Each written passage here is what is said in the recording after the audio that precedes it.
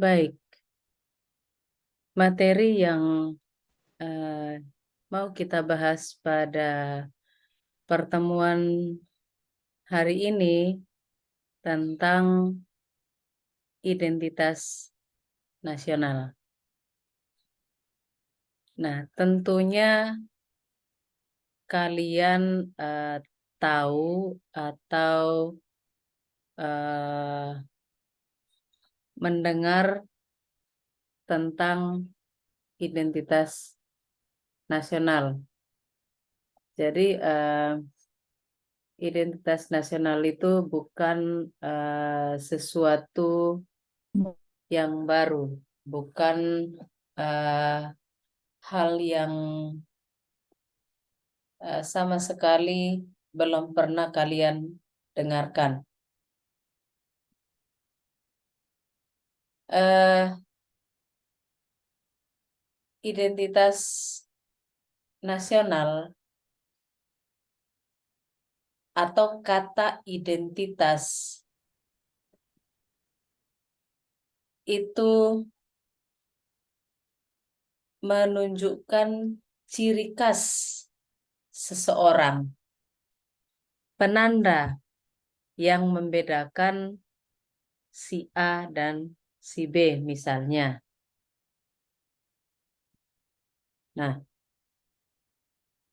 ketika kita bepergian ke suatu tempat, tentunya kita membutuhkan identitas yang menjadi penanda agar kita dikenali. Misalnya nama, alamat, jenis kelamin, agama, seperti yang tercantum dalam KTP.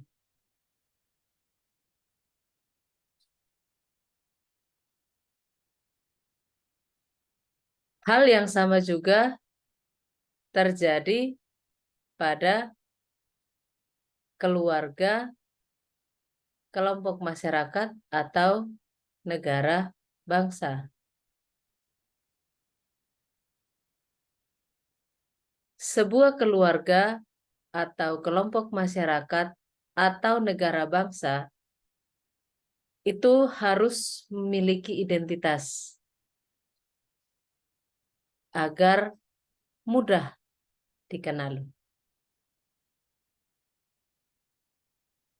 Nah, setiap negara yang merdeka dan berdaulat sudah dapat dipastikan berupaya memiliki identitas nasional supaya negara tersebut dapat dikenali oleh bangsa-bangsa lain dan dapat dibedakan dari bangsa lain. Karena itu, identitas nasional mampu menjaga eksistensi dan kelangsungan kehidupan berbangsa dan bernegara.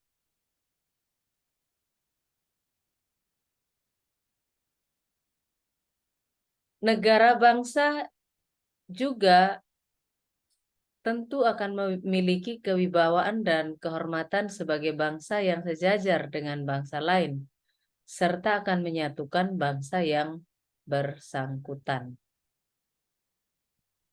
Lalu apa saja esensi, urgensi, serta mengapa identitas nasional itu penting bagi negara bangsa Indonesia? Apa saja identitas nasional Indonesia itu? Untuk mendapatkan untuk mendapatkan jawaban dari pertanyaan ini, maka pada topik kedua ini kita akan membahas tentang konsep dan urgensi identitas nasional.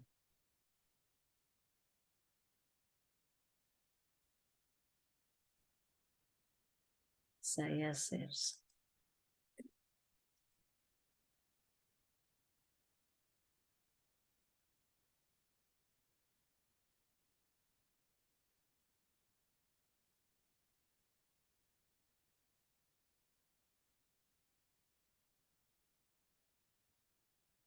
Nah,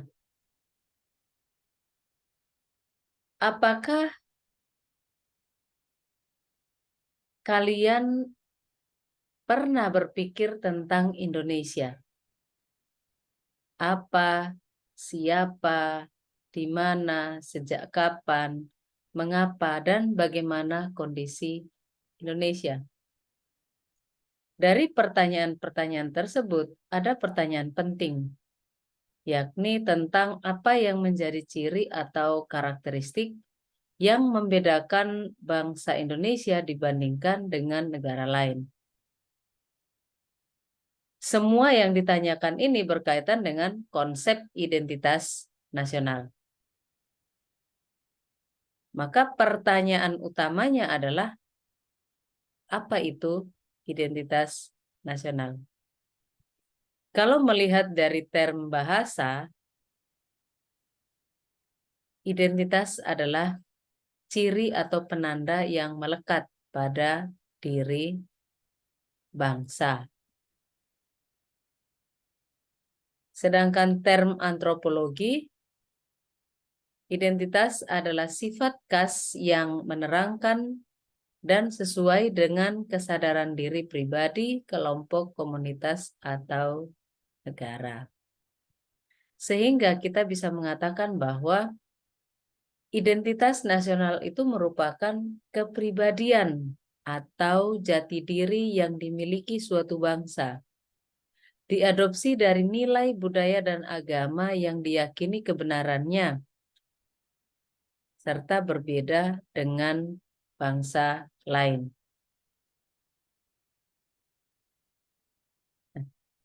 Bagaimana jati diri sebuah bangsa atau identitas nasional bangsa Indonesia? Identitas nasional bagi bangsa Indonesia akan sangat ditentukan oleh ideologi yang dianut dan norma dasar yang dijadikan pedoman untuk berperilaku.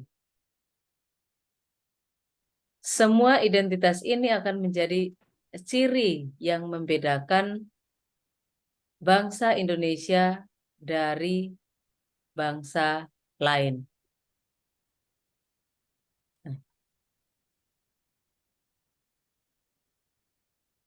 Identitas nasional dapat diidentifikasi baik dari sifat lahiriah yang dapat dilihat maupun sifat batiniah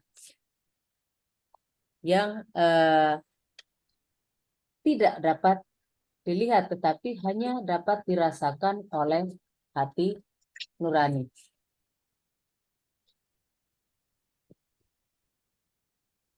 Bagi bangsa Indonesia, jati diri tersebut dapat tersimpul dalam ideologi dan konstitusi negara, yakni Pancasila dan Undang-Undang Dasar Negara Republik Indonesia tahun 1945. Pertanyaannya, apakah Pancasila dan UUD 1945 telah terwujud dalam kehidupan kita setiap hari, dalam segenap pengetahuan, sikap, dan perilaku manusia Indonesia? Inilah yang menjadi pertanyaan besar yang seyogianya harus segera dijawab oleh seluruh rakyat Indonesia dengan jawaban iya. Seluruh rakyat Indonesia telah melaksanakan Pancasila dan Undang-Undang Dasar Negara Republik Indonesia tahun 1945 dalam setiap kehidupan sehari-hari, kapan saja dan di mana saja sebagai identitas nasionalnya. Pancasila merupakan identitas nasional yang unik. Pancasila bukan hanya identitas dalam arti fisik atau simbol layaknya bendera atau lambang lainnya, tetapi Pancasila adalah identitas secara non-fisik atau lebih tepat dikatakan bahwa Pancasila adalah jati diri bangsa. Nah, dengan sikap dan perilaku yang ditampilkan, Pancasila sebagai jati diri bangsa akan menunjukkan identitas kita selaku bangsa Indonesia, yakni ada unsur kesamaan yang memberi ciri kepada masyarakat Indonesia dalam perkembangannya dari waktu ke waktu. Demikian juga dengan kepribadian tersebut mampu memunculkan keunikan masyarakat Indonesia ketika berhubungan dengan masyarakat bangsa lain. Dengan demikian, Pancasila sebagai jati diri bangsa yang bermakna kepribadian, identitas, dan keunikan dapat terwujud sebagai satu kesatuan. Nah, selanjutnya kita akan menggali sejumlah sumber tentang identitas nasional yang meliputi sumber historis, sosiologis, dan politis. Nah, dengan menggali sumber-sumber identitas nasional, diharapkan kalian akan dapat menjawab pertanyaan tadi. Benarkah identitas nasional itu menjadi salah satu determinan dalam pembangunan karakter bangsa? Namun sebelum kita membahas lebih jauh tentang identitas nasional menurut sumber historis, sosiologis, dan politis, kita terlebih dahulu akan mencermati dua jenis identitas, yakni identitas primer dan identitas sekunder. Identitas primer itu disamakan juga dengan identitas etnis atau kebudayaan, yakni identitas yang mengawali terjadinya identitas sekunder. Sedangkan identitas sekunder atau negara adalah identitas yang dibentuk atau direkonstruksi berdasarkan hasil kesepakatan bersama.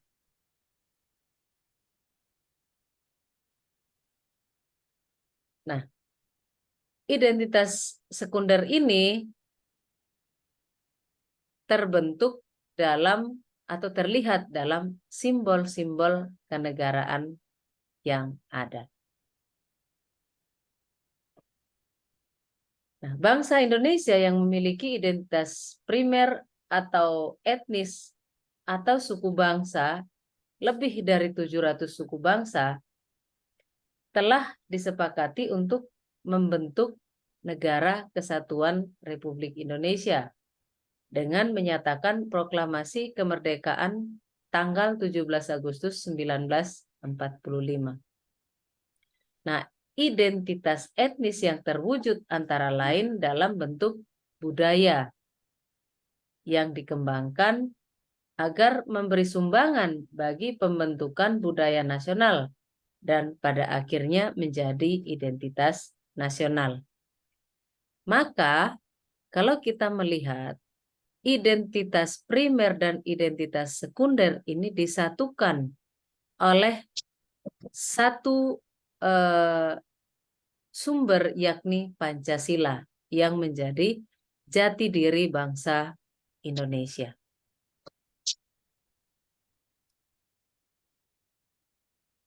Nah, adapun unsur-unsur yang membentuk identitas nasional adalah suku bangsa atau etnis tadi yang sudah saya sebutkan. Kita terdiri dari 700 suku bangsa.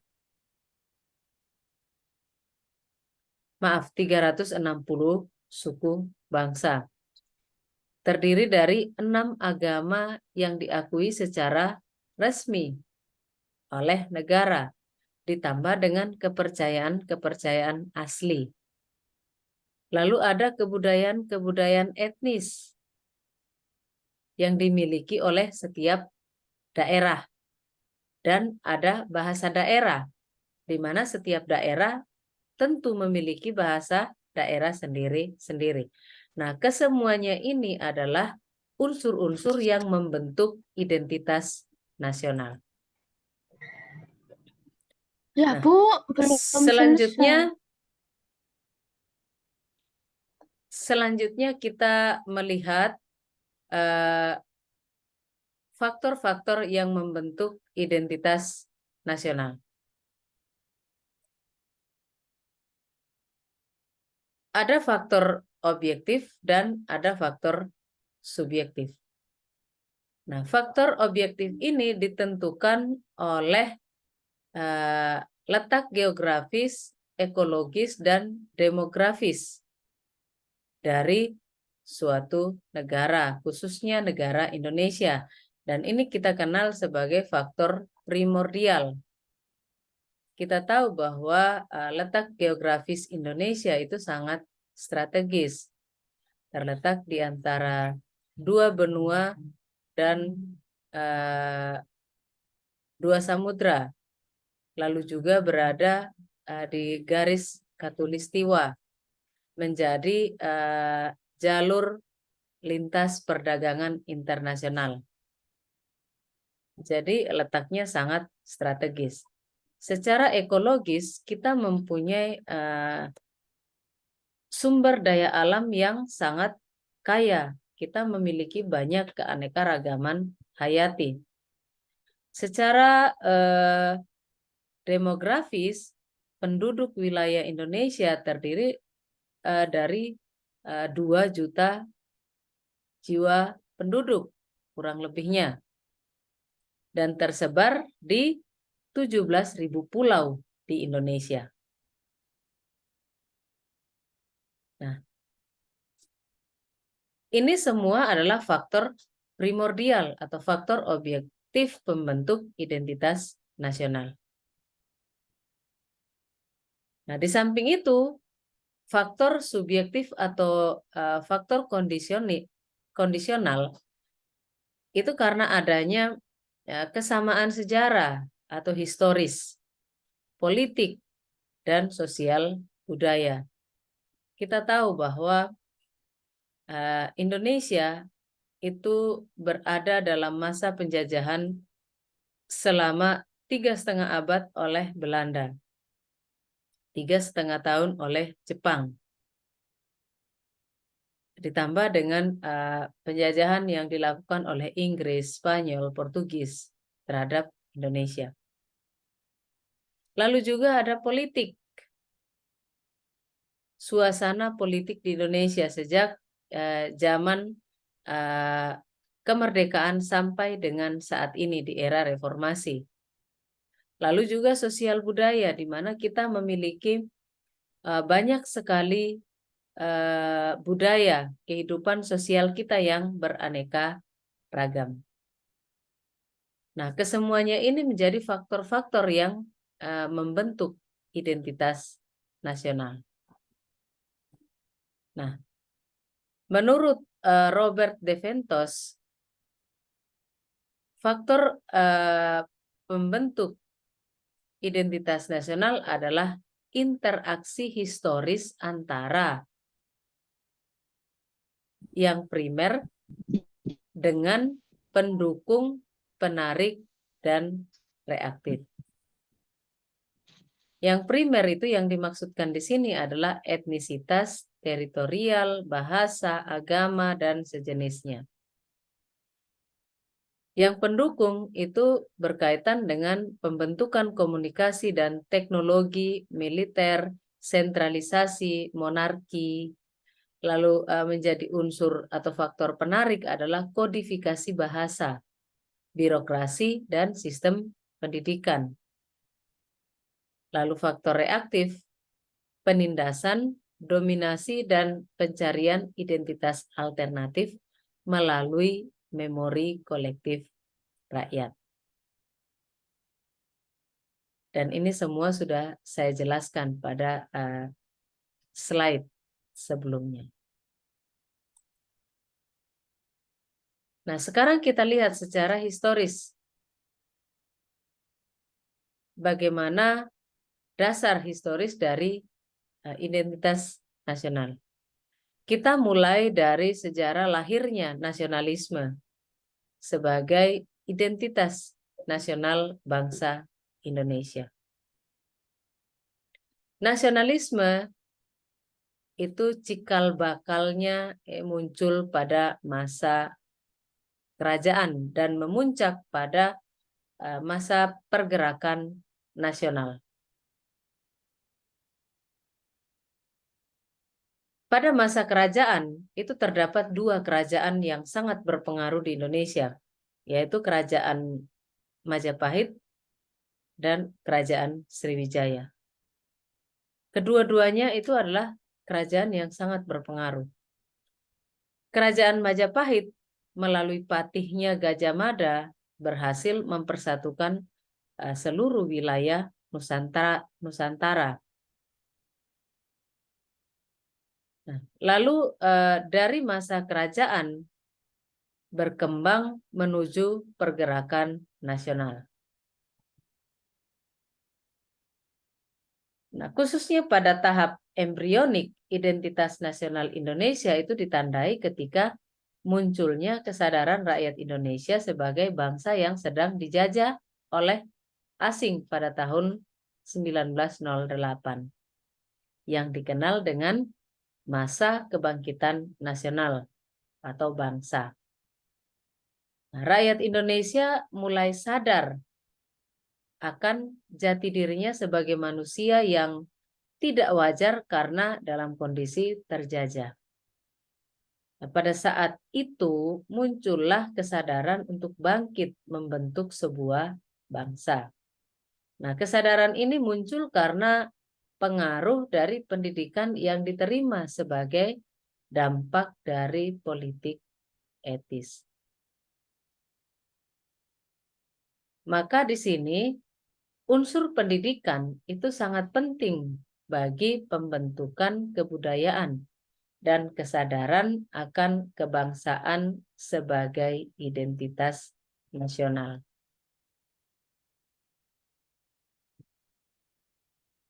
Nah, dalam proses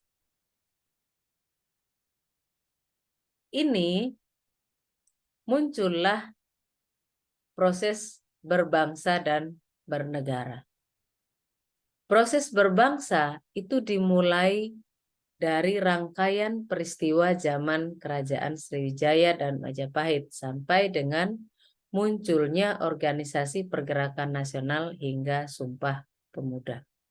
Sedangkan proses bernegara dimulai dari rangkaian peristiwa pembentukan BPUPKI dan PPKI sampai dengan proklamasi. Nah, secara sosiologis,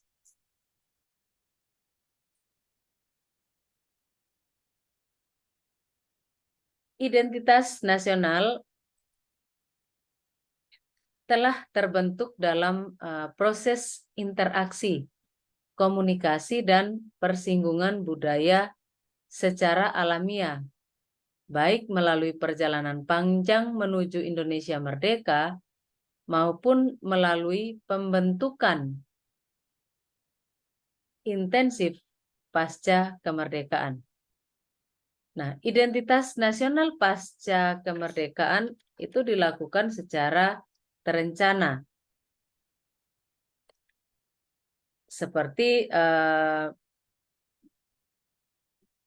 melalui berbagai kegiatan yang dilakukan oleh pemerintah dan organisasi kemasyarakatan, misalnya upacara kenegaraan dan proses pendidikan dalam lembaga pendidikan formal atau non-formal. Nah, dalam kegiatan tersebut terjadi interaksi antar etnis, antar budaya, antar bahasa, antar golongan yang terus-menerus dan akhirnya menyatu berafiliasi dan memperkokoh NKRI. Nah, masa penjajahan serta media massa itu memiliki peran yang sangat penting. Kalau kita lihat di sini, identitas nasional itu dibentuk oleh akulturasi dan asimilasi budaya. Nah, masa penjajahan dan media massa itu berperan penting dalam proses akulturasi kebudayaan ini. Nah, penjajahan Belanda di Indonesia membuat unsur budaya asing seperti mode pakaian, gaya hidup, makanan, serta ilmu pengetahuan dan teknologi itu masuk di Indonesia. Kalau melalui media massa, masyarakat Indonesia bisa melihat berbagai kebudayaan yang ada di Indonesia. Bisa juga menampilkan kebudayaan-kebudayaannya lewat media massa tersebut. Nah, asimilasi ini terjadi karena adanya percampuran antara masyarakat pendatang dan kebudayaan setempat. Nah, kalau kita ibaratkan negara sebagai individu manusia, maka secara sosiologis, individu manusia Indonesia akan dengan mudah dikenali dari atribut yang melekat dalam dirinya. Atribut ini berbeda dari atribut individu manusia yang berasal dari bangsa lain. Nah, perbedaan antar individu manusia dapat diidentifikasi dari aspek fisik dan psikis. Nah, aspek fisik dapat dikenali dari unsur-unsur seperti tinggi dan berat badan, bentuk wajah atau muka, kulit, warna dan bentuk rambut, dan sebagainya. Sedangkan aspek psikis dapat dikenali dari unsur-unsur seperti kebiasaan, hobi, kesenangan, semangat, karakter, watak, sikap, dan lain-lain. Nah, secara politis, beberapa bentuk identitas nasional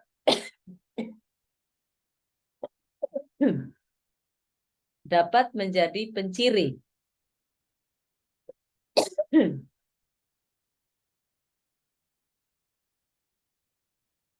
atau pembangun jati diri bangsa Indonesia yang meliputi bahasa, bendera, lagu, lambang, semboyan, dasar, konstitusi, bentuk, konsepsi, dan kebudayaan. Dan ini tercantum dalam Undang-Undang Dasar 45 pasal 35 sampai 36. Bahasa, yakni bahasa Indonesia. Bendera, bendera kita adalah merah putih. Lagu kita adalah Indonesia Raya. Lambang negara kita adalah burung Garuda. Semboyan kita Bhinneka Tunggal Ika. Dasar negara kita adalah Pancasila. Konstitusi kita Undang-Undang Dasar 1945. Bentuk negara kita Republik. Konsepsi yang kita miliki adalah wawasan Nusantara. Dan yang terakhir adalah kebudayaan kita, adalah kebudayaan yang ada di setiap daerah. Ini semua merupakan identitas sekunder. Nah, identitas sekunder ini menjadi semangat nasionalisme, membangkitkan semangat nasionalisme dalam diri masyarakatnya, juga membangkitkan kesadaran politik. Nah, sedangkan suku bangsa itu adalah identitas primer seperti yang tadi sudah dijelaskan. Nah, bagaimana identitas nasional sebagai karakter bangsa bisa dijelaskan?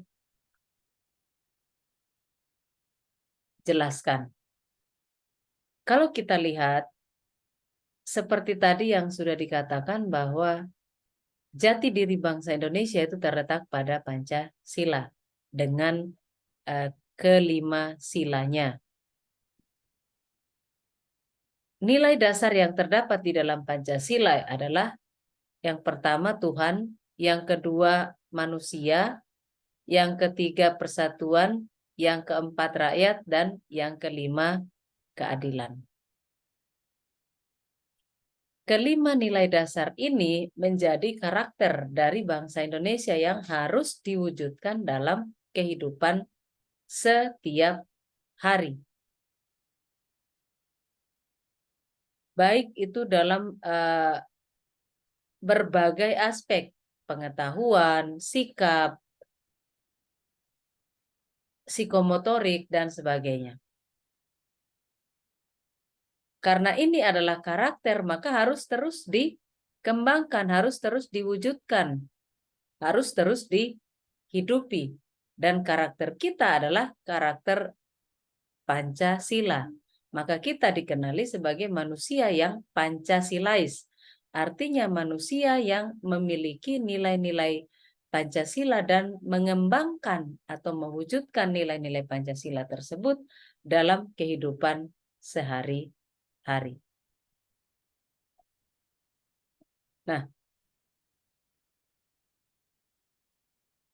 kalau kita lihat dalam perjalanan bangsa Indonesia sampai dengan saat ini, kita melihat ada begitu banyak tantangan yang dihadapi oleh bangsa Indonesia. Seperti yang kita bahas minggu lalu dalam pertemuan tentang nasionalisme.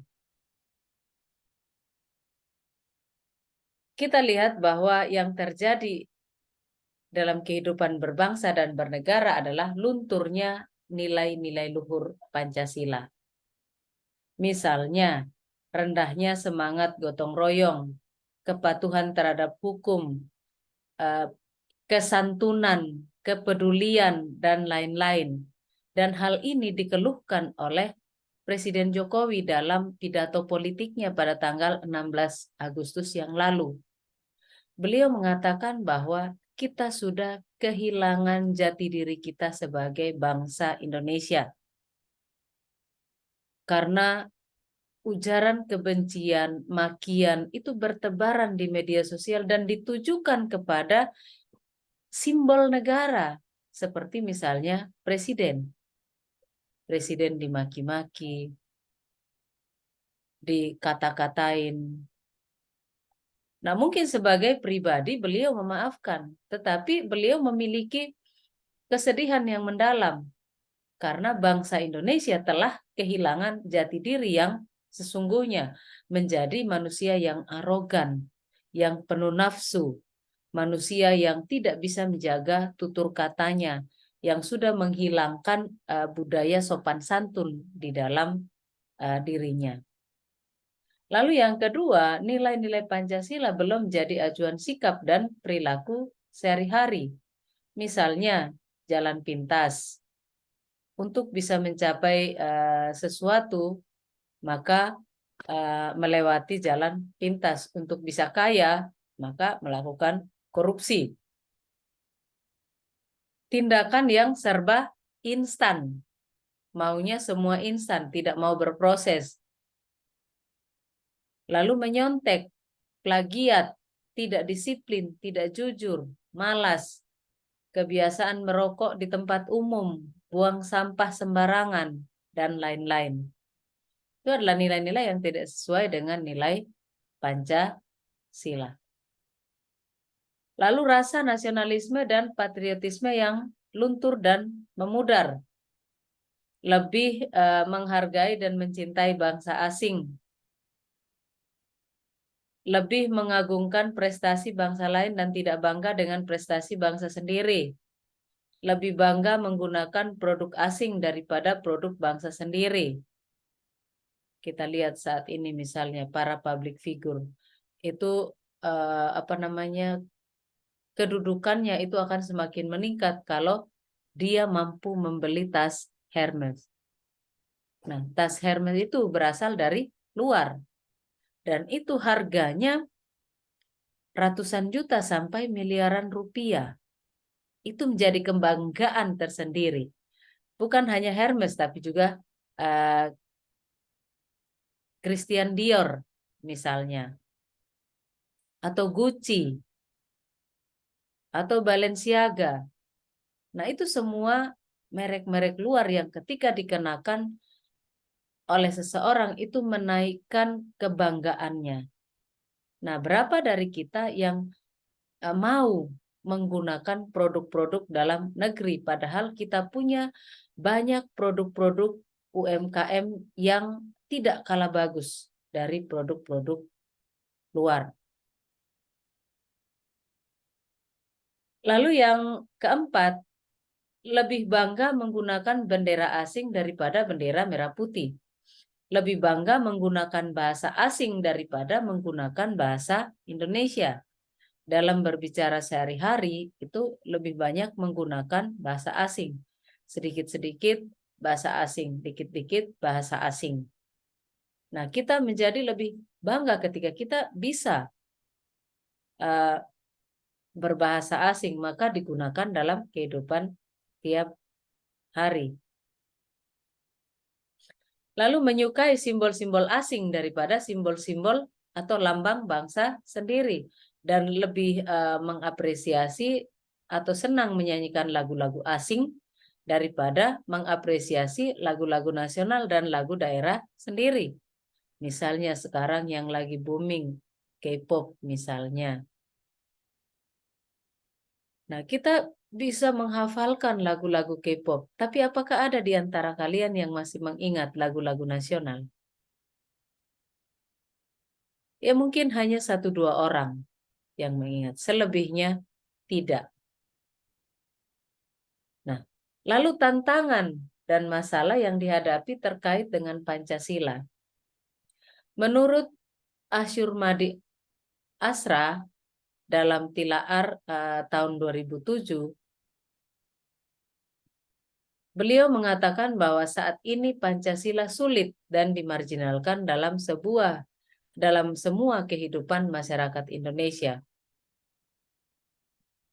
Karena apa? Yang pertama, Pancasila dijadikan sebagai kendaraan politik. Lalu adanya liberalisme politik. Dan yang ketiga, lahirnya desentralisasi atau otonomi daerah. Nah, menurut Tilaar, Pancasila itu telah terlanjur tercemar dalam era Orde Baru yang telah menjadikan Pancasila sebagai kendaraan politik untuk mempertahankan kekuasaan yang ada. Nah, liberalisme politik terjadi pada saat awal reformasi, yakni pada pasca pemerintahan Orde Baru. Nah, pada saat itu ada kebijakan pemerintahan Presiden Habibie yang menghapuskan ketentuan tentang Pancasila sebagai satu-satunya asas untuk organisasi kemasyarakatan, termasuk organisasi partai politik. Nah, sedangkan lahirnya peraturan perundang-undangan tentang desentralisasi dan otonomi daerah seperti lahirnya Undang-Undang Nomor 22 Tahun 1999 yang diperbaharui menjadi Undang-Undang Nomor 32 Tahun 2004 tentang otonomi daerah, itu telah berdampak positif dan negatif. Dampak negatifnya antara lain munculnya nilai-nilai primordialisme kedaerahan, sehingga tidak jarang munculnya rasa kedaerahan yang sempit.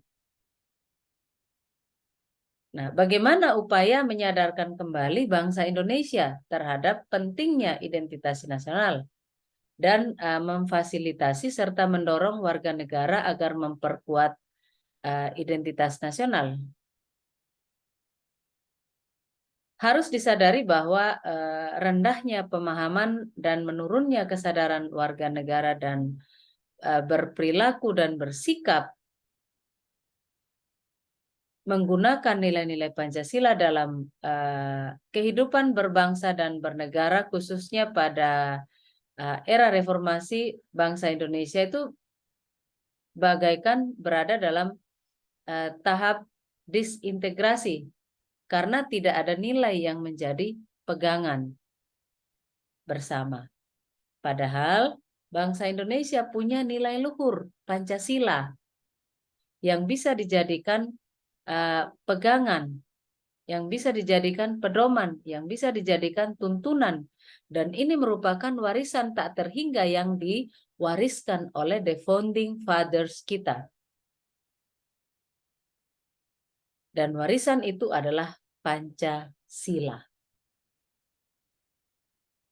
Nah,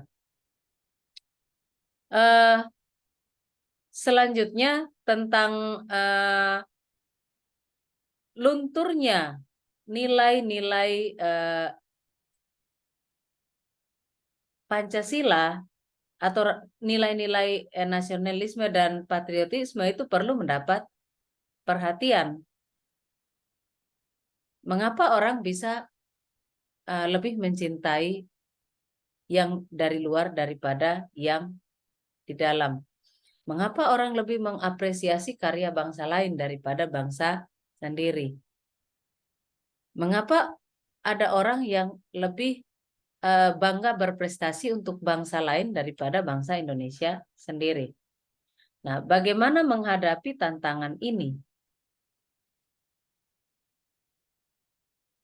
Nah, pada hakikatnya, semua unsur formal identitas nasional, baik yang dipahami langsung maupun tidak langsung, diterapkan itu perlu dipahami, diamalkan, diperlakukan sesuai dengan peraturan perundangan yang berlaku. Nah, permasalahannya terletak pada sejauh mana bangsa Indonesia atau warga negara Indonesia memahami dan menyadari diri sebagai warga negara yang baik, yang beridentitas sebagai warga negara Indonesia. Oleh karena itu, warga negara yang baik akan berupaya belajar secara berkelanjutan agar menjadi warga negara, bukan hanya baik tetapi cerdas. To be smart and good citizen. Itu yang diharapkan sebenarnya. Nah, lalu juga tantangan tersendiri yang juga muncul adalah politik identitas. Nah, identitas itu merupakan konsep kewarganegaraan. Lebih merupakan kesadaran atas kesetaraan sebagai warga negara. Kalau politik identitas, tentu kalian sudah mendengar istilah ini. Ini berarti situasi yang ditandai dengan bangkitnya kelompok identitas karena alasan-alasan tertentu yang terjadi di masa lampau, terutama dalam konteks berdemokrasi pasca reformasi. Maka muncul identitas-identitas atau kelompok-kelompok yang misalnya membawa nama agama atau etnis atau kelompok daerah misalnya. Nah, politik identitas ini akan positif kalau ia mampu mendorong munculnya pengakuan akan perbedaan dan keistimewaan atas satu dengan yang lain. Tetapi akan menjadi negatif jika mendorong munculnya diskriminasi antar kelompok. Jadi di satu sisi dia bisa menjadi positif atau bisa menjadi negatif tergantung dari individu-individu yang berada di dalam kelompok identitas tersebut. Nah, pertanyaannya apakah bahaya politik identitas itu? Berbahayakah? Tergantung. Kita lihat dulu. Lebih banyak mana positifnya atau negatifnya. Nah, politik identitas itu berbeda dengan nasionalisme. Kalau nasionalisme itu menghadirkan tekanan dari kelompok reduksionis sehingga memperlemah identifikasi individu sebagai anggota dari suatu bangsa. Sedangkan bagi masyarakat multikultural, identitas yang utama adalah identitas nasional, memungkinkan individu dan komunitas yang berbeda menyatu dalam bingkai politik yang sama dan setia. Maka dapat disimpulkan bahwa politik identitas dan nasionalisme itu sangat-sangat berbeda. Politik identitas bisa tidak mengakomodasi perbedaan, tidak menyatu di dalam perbedaan, tetapi kalau nasionalisme itu pasti lebih mengutamakan komunitas yang berbeda-beda dalam satu bingkai politik yang sama dan setia. Nah, bagaimana esensi dan urgensi identitas nasional? Kalau kita mengaitkan identitas diri individu dengan konteks negara atau bangsa, maka pertanyaannya adalah mengapa identitas nasional itu penting bagi sebuah negara bangsa? Ada beberapa jawaban. Yang pertama, agar bangsa Indonesia dikenal oleh bangsa lain. Apabila kita sudah dikenal oleh bangsa lain, maka kita dapat melanjutkan perjuangan untuk mampu eksis sebagai bangsa sesuai dengan fitrahnya. Yang kedua, identitas nasional bagi sebuah negara bangsa sangat penting bagi kelangsungan hidup negara bangsa tersebut. Setiap negara seperti halnya individu manusia itu tidak dapat hidup menyendiri. Setiap negara memiliki keterbatasan sehingga perlu bantuan atau pertolongan dari bangsa lain. Demikian pula bagi bangsa Indonesia. Kita memiliki identitas supaya dikenali oleh bangsa lain. Dengan demikian, bangsa lain membantu kita untuk memenuhi kebutuhan. Karena itu, identitas nasional sangat penting untuk memenuhi kebutuhan atau kepentingan nasional negara Indonesia. Lalu dalam kaitannya dengan hubungan internasional, setiap negara memiliki bendera negara, lambang negara, bahasa, lagu kebangsaan yang menjadi identitas-identitas khas dari setiap bangsa. Lalu yang ketiga, identitas nasional penting bagi kewibawaan negara dan bangsa Indonesia. Nah, dengan saling mengenal identitas, maka akan tumbuh rasa saling hormat, saling pengertian, mutual understanding. Tidak ada stratifikasi dalam kedudukan antar negara bangsa. Nah, dalam hubungan antar negara, tercipta hubungan yang sederajat atau sejajar. Karena masing-masing mengakui bahwa setiap negara berdaulat, tidak boleh melampaui kedaulatan negara lain. Nah, istilah ini dalam hukum internasional dikenal dengan asas par imparem not habet imperium. Artinya, negara yang berdaulat tidak dapat melaksanakan yurisdiksinya terhadap negara berdaulat lainnya. Nah, kita bisa melihat contoh kasus yang terjadi, misalnya Malaysia mengklaim 7 budaya Indonesia. Ini berita sudah sangat lama dari tahun 2012. Tetapi saya pikir ini masih relevan untuk dibicarakan saat ini karena berkaitan dengan budaya Indonesia. Nah, itu penjelasan saya berkaitan dengan identitas nasional. Sampai di sini ada pertanyaan?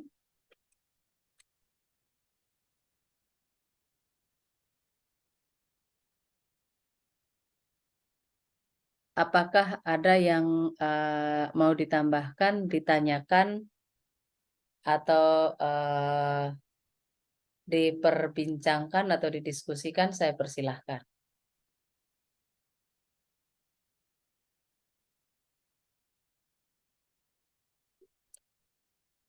Kalau tidak ada, maka saya memberikan tugas kepada kalian.